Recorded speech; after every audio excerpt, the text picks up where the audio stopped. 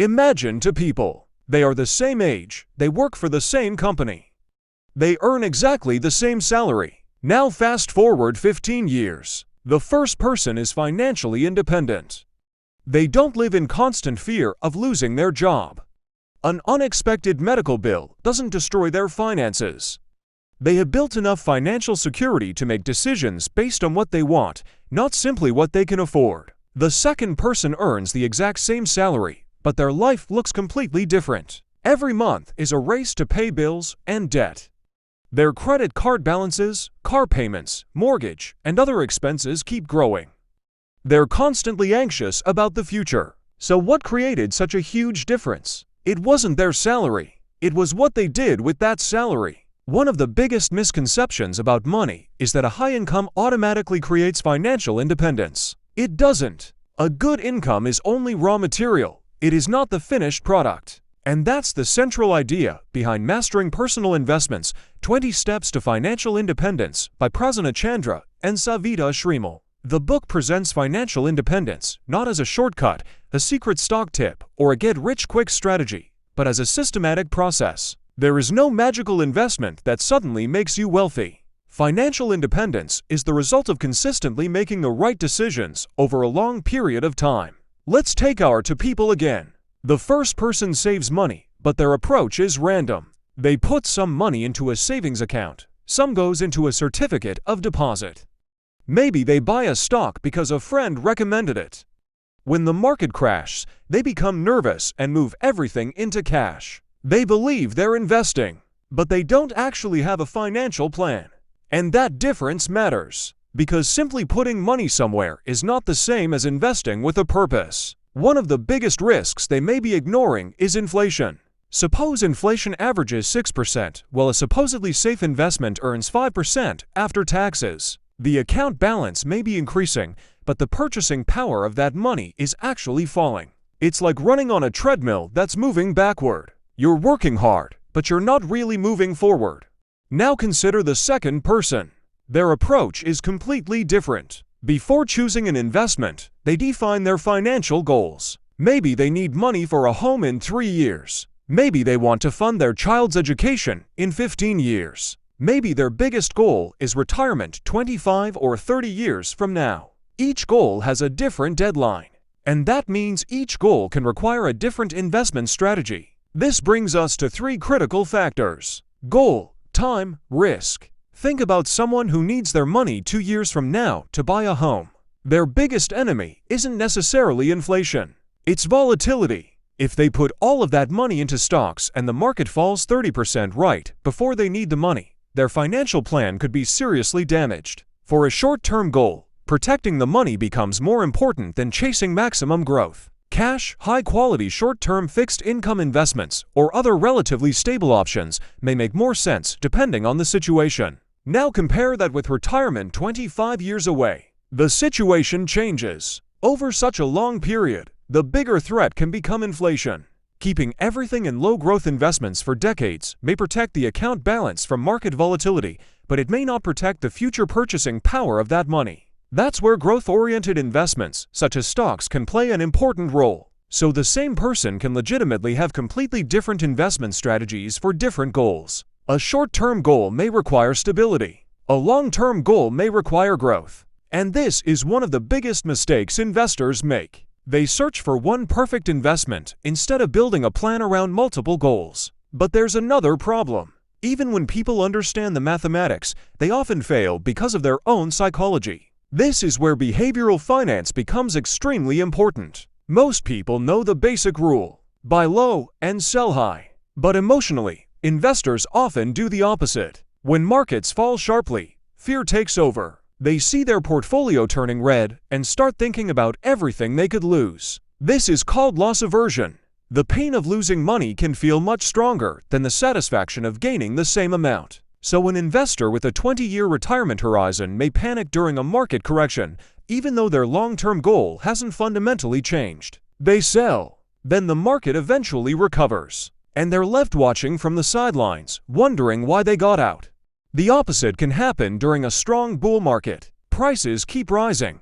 Everyone seems to be making money. A neighbor, coworker, or someone on social media talks about the latest hot stock. Suddenly, the investor forgets their original plan. They start chasing whatever is going up. That's FOMO, the fear of missing out. They may take risks they never intended to take simply because other people appear to be getting rich. This is why successful wealth building is often boring. You don't need to constantly watch the market. In many cases, a disciplined investor with a clear system can be better positioned than someone who checks their portfolio every few minutes. The goal isn't to predict every market move. The goal is to build a system you can actually follow. That brings us to another critical concept: risk. Most investors ask one question: how much can I make? A better investor also asks another question: how much can I lose? And more importantly, can I survive that loss? Imagine an investment that could potentially earn 25%, but there's a realistic possibility of losing half your money. If you need that money next year, the investment may be completely inappropriate, even if the potential return sounds exciting. Risk isn't simply about whether an investment can fall. It's about whether that potential loss is compatible with your goals, timeline, and ability to handle it. Then comes diversification. Diversification is one of the most misunderstood concepts in investing. Owning 20 investments doesn't automatically mean you're diversified. Imagine owning 10 different technology stocks. You may have 10 companies, but you could still have one major concentration of risk: technology. If something seriously affects that sector, many of those investments could fall together. True diversification is about how different investments behave relative to one another. That's where correlation matters. A diversified portfolio can combine assets that don't always respond to economic events in exactly the same way. Stocks can provide long-term growth. Bonds and other high-quality fixed-income investments can provide stability and income. Gold and other diversifying assets may sometimes provide a hedge during periods of inflation, uncertainty, or market stress. The goal isn't simply to own more things. The goal is to build a portfolio where each component has a specific job. Think of it like designing a car. Stocks can act like the engine, providing long-term growth. Fixed income can help provide stability. Diversifying assets can help absorb some of the shocks. A good portfolio isn't just a shopping cart filled with random investments. It's an architecture. Every part has a purpose. And that leads us to asset allocation. Instead of asking, which investment will make me the most money, the better question is, what percentage of my portfolio should be allocated to each type of asset based on my goals and risk? The answer depends on the individual. There is no universal perfect allocation. And even after you create the right allocation, the work isn't finished. Because life changes. Your income changes. Your expenses change. You may get married. You may have children. Your financial responsibilities may increase. Your goals may change. And as you get closer to a major goal, like retirement, your ability to tolerate a large loss can change as well. That's why financial planning requires regular review. This is where rebalancing becomes important. Suppose you start with a portfolio that's 60% stocks and 40% bonds. Then the stock market performs extremely well for several years. Your portfolio might eventually become 80% stocks and 20% bonds. You made money, but your risk also changed. Without realizing it, you may now be taking much more risk than your original plan intended. Rebalancing means bringing the portfolio back toward its target allocation. That may involve trimming some of the asset class that has grown significantly and directing money toward the area that has fallen below its target. In a disciplined system, this can naturally encourage buying relatively cheaper assets and trimming relatively expensive ones without trying to predict exactly when the market will rise or fall. A regular review can help determine whether your portfolio still matches your goals. And that brings us back to the real meaning of financial independence. Financial independence isn't a magic moment when your bank account suddenly reaches some enormous number and an alarm goes off saying, "Congratulations, you're financially free." It's a condition of financial control. It means money gives you choices. If your car breaks down, you can handle it. If an unexpected expense appears, it doesn't destroy your life. If you lose your job, you have a financial cushion. If you want to change careers, start a business, or take time away from work, money doesn't immediately force you back into a situation you don't want. That's what financial independence is really about. Control over your time and your choices. And that's the biggest lesson.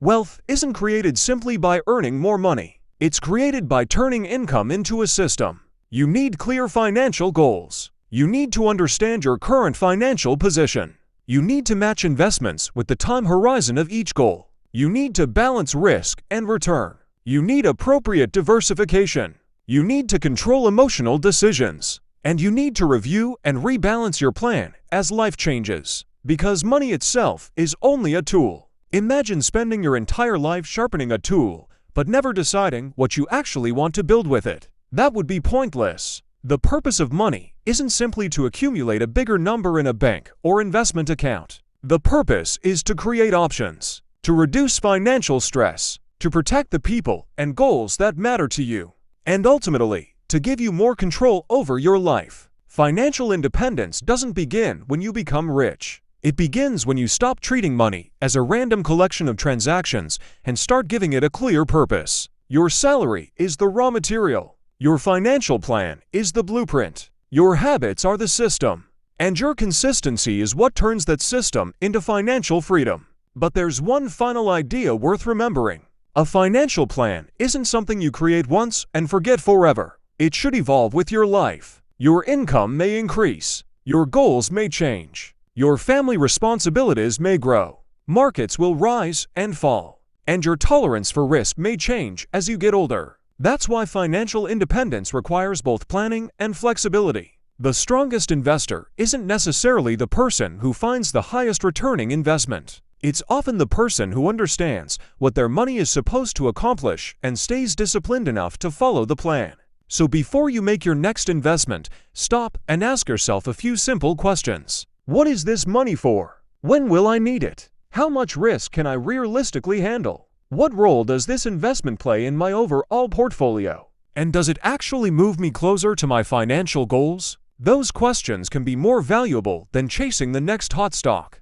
There is another important lesson hidden in all of this. Financial planning is not about finding the perfect investment. It is about creating a complete system where every dollar has a purpose. Think about your financial life as a blueprint. First, define your goals. Then understand your current net worth, income, expenses, savings, and existing investments. Next, determine when each goal will require money. Once you know the timeline, you can decide how much risk makes sense. Then build an asset allocation that matches those goals. After that, diversify across investments that don't all react to the same risks. And finally, review the plan regularly. This approach changes the way you think about investing. Instead of asking, "What should I buy today?" you start asking, "What does my financial plan require?" That is a completely different mindset. It turns you from a reactive investor into a strategic investor. And this is especially important during market crashes. A market decline isn't automatically a reason to panic. The real question is whether anything has changed about your goals, your timeline, or your financial situation. If your retirement is still decades away, and your investment plan was designed to handle market volatility, selling everything during a crash may simply turn a temporary decline into a permanent loss. But that doesn't mean every investment should always be held forever. If your goals change, your timeline changes, or an investment no longer fits your plan, your strategy may need to change too. That's why financial planning requires judgment, not just formulas. The same principle applies to diversification. Diversification isn't designed to make every investment rise at the same time. Its purpose is to prevent one mistake, one company, one sector, or one type of asset from having too much power over your entire financial future. The objective isn't maximum return at any cost. The objective is a return that is appropriate for the amount of risk you're taking. That is what makes a portfolio sustainable. Because the best portfolio is not necessarily the one that looks the most exciting.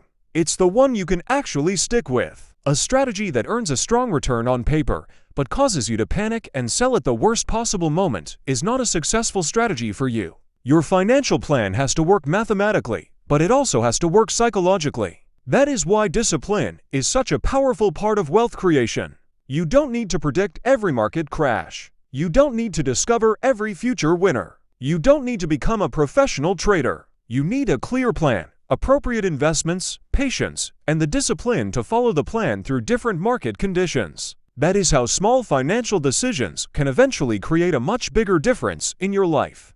And this brings us to the deeper meaning of financial independence. People often imagine financial freedom as a huge bank balance, an expensive house, or the ability to buy anything they want. But that's not the real goal. The real goal is choice. Money should give you the ability to make decisions without every decision being controlled by financial pressure. If you can handle an unexpected expense without going into debt, that's financial security. If you can survive a period without a paycheck, that's financial security. If you can choose a career because you want it, rather than because you desperately need the paycheck, that's financial freedom.